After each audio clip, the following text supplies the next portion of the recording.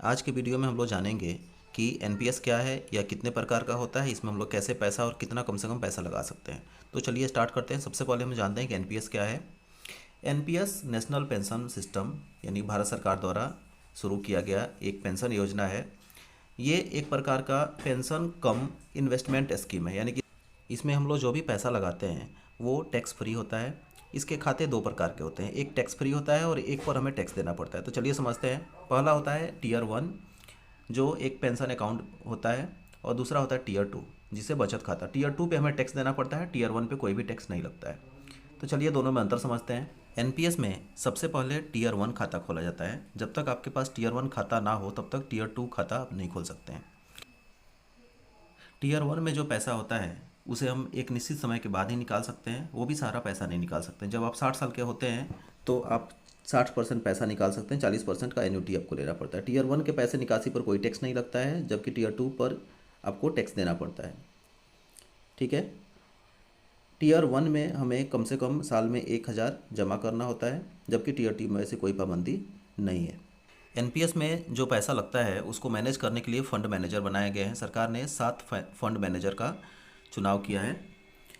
इसमें से आप किसी भी फंड मैनेजर को अपना पैसा दे सकते हैं कि ये फंड मैनेजर हमारा पैसा को मैनेज करेगा। वो फंड मैनेजर कौन कौन से हैं? HDFC, ICI, Kotak, LIC, Reliance, SBI, UTI.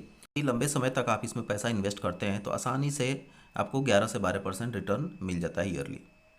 अब बात करते हैं कि इसमें स्कीम हमें चूज करना पड़ता है, यानी कि पैसा कौन मैनेज करेगा, फंड मैनेजर या हम खुद मैनेज करेंगे। अगर हम फंड मैनेजर से मैनेज कराना चाहते हैं उसको ऑटो चॉइस में रखना पड़ता है, जिसमें 3 कैटेगरी मिलता है, LC 50, LC 25 और LC 75, जिसमें हमें 3 स्कीम्स में पैसा लगता है। पहला है इक्विटी यानी कि शेयर, कॉरपोरेट और गवर्नमेंट स्कीम्स, गवर्नमेंट सिक्योरिटीज़। यदि हम LC 50 रखते हैं तो हमारे पैसा का 46% लगता है शेयर में, 28% कॉर्पोरेट बॉन्ड में और 26%। इसी प्रकार से यदि 75% पे हम लोग रखते हैं तो 67% हमारा जाता है इक्विटी में, 12% कॉर्पोरेट में और 21% गवर्नमेंट सिक्योरिटी में। अब हम लोग बात करते हैं कि एनपीएस कैलकुलेट कैसे करते हैं। आप सिंपल सा गूगल में जा सकते हैं। गूगल में जाके एनपीएस ट्रस्ट कैलकुलेटर आप टाइप कीजिएगा, सबसे ऊपर पेंशन कैलकुलेटर आ जाएगा, एनपीएस ट्रस्ट ORG।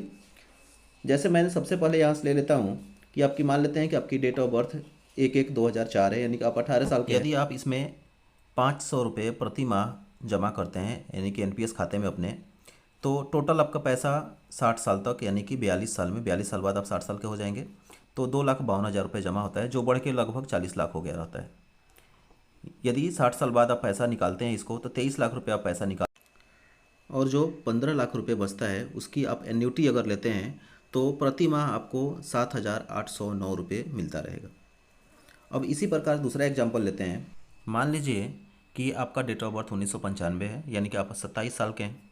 यदि यही पैसा 500 रुपये आप जमा करते हैं तो टोटल आपके जीवन भर में, यानी कि 60 साल के जब तक होइएगा आप, 1,98,000 जमा होता है, जो कि आपका 15 लाख बन के हो गया रहता है। यदि आप 27 साल के हैं और प्रति माह 1,000 रुपये जमा करते हैं तो टोटल आपके 60 साल होने तक पैसा जमा होगा 3,96,000, जो कि बढ़ के हो गया रहेगा 31 लाख, लगभग 10 गुना ज़्यादा।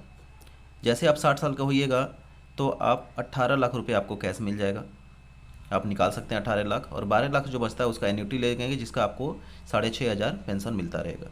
इसी तरह से आप किसी भी एज का डाल के कैलकुलेट कर सकते हैं कि आपका एज कितना है और हमें किस एज में कितना पैसा लगाने पर कितना हमें रिटायरमेंट मिलेगा और कितना का पेंशन मिलेगा। एनपीएस में कैसे कैलकुलेट करते हैं वो सीख चुके हैं।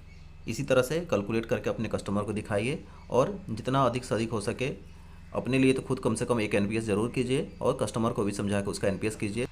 पेंशन के लिए एनपीएस करना चाहते हैं तो टीयर 1 में अपना पैसा डालिए।